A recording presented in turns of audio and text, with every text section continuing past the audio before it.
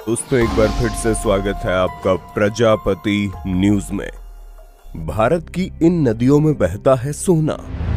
दोस्तों जमीन में खुदाई करके सोना निकालने की प्रोसेस के बारे में तो आपने सुना होगा, लेकिन क्या कभी आपने बहती नदी में सोना पाए जाने के बारे में सुना है?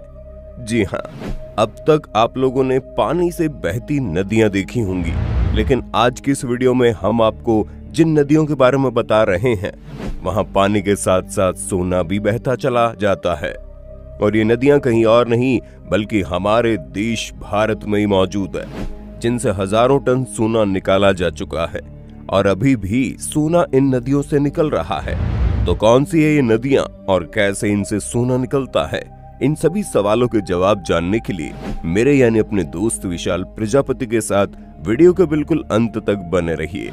लेकिन हाँ, वीडियो शुरू करने से पहले एक छोटी सी रिक्वेस्ट है। वीडियो के नीचे रेड कलर का सब्सक्राइब बटन दिख रहा होगा, उस पर क्लिक करके सब्सक्राइब कर लें और साइड में बेल आइकॉन भी दिख रहा होगा, उस पर भी क्लिक कर लें ताकि आपको वीडियो मिले सबसे पहले।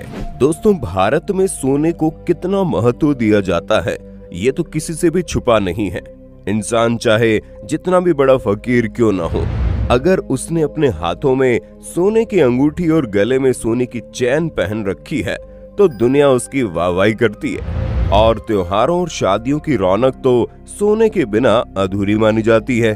ऊपर से सोने के बढ़ते हुए दामों ने इन सारी चीजों का महत्व और बढ़ा दिया है। अगर देखा जाए तो हमारे देश में गोल्ड माइन से सोने का ज्यादातर हिस्सा आता है, लेकिन हमारे भारत में एक नदी ऐसी भी है जहां पानी के साथ सोना भी बहता है।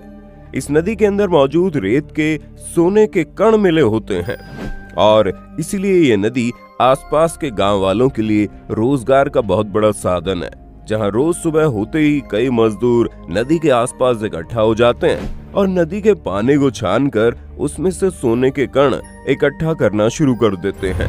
ये लोग आज से नहीं बल्कि सालों से काम कर रहे हैं और ये इनकी रोजी रोटी है।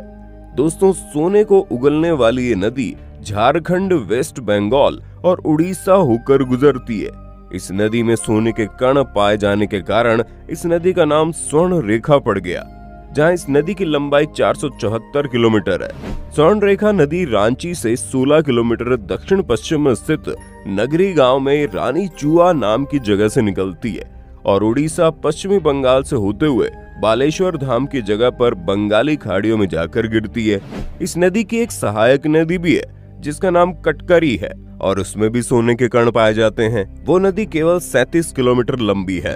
लोगों का मानना है कि इस नदी के अंदर भी सोना स्वर्ण रेखा नदी से बहकर आता है। हालांकि इस बारे में लोगों की राय अलग अलग है। यहाँ रहने वाले स्थानीय निवासी और बच्चे हर रोज सोना ढूंढने के काम में निकल पड़ते हैं, लेकिन इन नदियों के पानी में सोने की मात्रा काफी ज्यादा कम होती है, क्योंकि सोने के कण बहुत ही छोटे छोटे होते हैं, जिसकी वजह से यहाँ पर एक व्यक्ति हर महीने मुश्किल से 60 से 80 कण ही निकाल पाता है। कई दिनों तक तो उन्हें सोने के दर्शन भी नहीं होते। आपको बता दें, सोने के एक एक कण की कीमत 60 से 70 रुपए के आसपास होती है, उससे ज्यादा कीमत उन्हें प्राप्त नहीं होती। इस तरह ये लोग पूरी मेहनत महीने की करते हैं, उसके बावजूद 6 से 7 हजार रुपए की कमाई कर पाते हैं। लेकिन इसका ये मतलब नहीं है कि सोने की कीमत कम है। असल में ये जो मजदूर सोना निकालने का काम करते हैं उन्हें बहुत कम पैसे दिए जाते हैं, हालांकि वही सोना आगे चलकर महंगे दामों में बेचा जाता है। अब दोस्तों यहाँ पर एक अहम सवाल ये आता है कि आखिर नदी के अंदर सोना आता कहाँ से है। वैसे तो कई नदियों के पानी में मैग्नीशियम, सोडियम और दूसरे कई मिनरल्स पाए जाते हैं, लेकिन किसी नदी के अंदर सोना मिलने की घटना सबसे ज्यादा अलग है। असल में दोस्तों ऐसा होने का सबसे बड़ा कारण लैंडस्लाइड है। इस इलाके की जियोग्राफिकल लोकेशन की वजह से यहाँ कई बार लैंडस्लाइड्स हो चुके हैं, जिसके कारण पहाड़ों से चट्टानें आकर नदी के पानी में मिलती चली जाती हैं और इन चट्टानों में ही सोने के कण पाए जाते हैं। नदी के पास मौजूद चट्टानों में रिसर्च करने से ये भी मालूम होता है कि इन चट्टानों में कुछ मात्रा में सोने के कण मौजूद हैं और नदी का पानी इन्हीं कणों को अपने साथ बहाकर ले जाता है। यही वजह है कि इस नदी के पानी में सोना बहता है। दोस्तों ये दुनिया की इकलौती नदी नहीं है जो पानी के साथ सोना उगलती है। थाईलैंड में भी एक ऐसी ही नदी पाई जाती है जिसके पानी में लोग मछलियां पकड़ने नहीं बल्कि सोना पकड़ने जाते हैं, जिसकी वजह से इस नदी का नाम गोल्ड माउंटेन रखा गया। यह नदी साउथ थाईलैंड में बहती है और इसका एक हिस्सा मलेशिया के पास बहता है। यह नदी के एक हिस्से में काफी मात्रा में कीचड़ जमा है और उसी कीचड़ में छुपा है सोना। यहाँ मौजूद कीचड़ में सोने के कई कण ढूंढे जा सकते हैं और इसी सोने की तलाश में हर रोज लोग नदी में जमा हो जाते हैं और कीचड़ में सोने की तलाश करते हैं। हालांकि इस नदी में सोने के कण बहुत ही कम मात्रा में, लेकिन सोना तो सोना होता है और उसकी चमक कभी फीकी नहीं होती। इसलिए हर रोज स्थानीय निवासी सोना ढूंढने के लिए चले आते हैं और जिस दिन किसी के हाथ सोना लगता है उस दिन तो समझ लीजिए उनकी लॉटरी निकल गई। इन दोनों नदियों के अलावा भी दुनिया में ऐसी कुछ नदियां मौजूद है जहां सोना पाया जाता है। हाँ, दिक्कत यह है कि नदियों से सोना ढूंढ निकालने में काफी मेहनत और समय जाता है।